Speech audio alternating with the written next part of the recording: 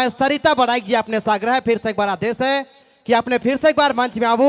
और हमने कर मानदार सम्राट राजीव भाई साथ देवें तो बहुत बेस लगी ऐसा कहा था। तो मैं चाहूंगा सरिता बड़ाई जी आप आए मंच पर अपनी खूबसूरत आवाज को लेकर और इनकर गीत से खुश होके बुधुआ महतो डुफू निवासी 100 रुपये अगर पुरस्कार दे हैं कईम आवाज का नाम उनके बहुत बहुत धन्यवाद शुक्रिया। सरिता बड़ाई जी राहु मंच में फिर से एक बार मानदर कर थाप कर साथ रास लागी बहुत बेस लगी हमरे के फिर से एंजॉय करे बट हमरे जाती उनकर खूबसूरत आवाज कर साथ सरिता बड़ाई जी आओ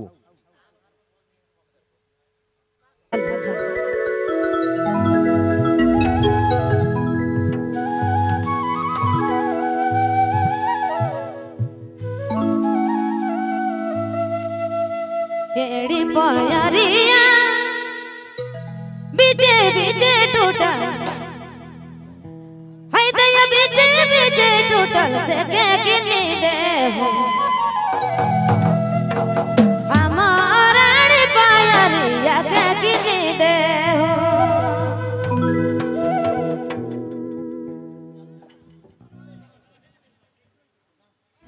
एड़ी पायरिया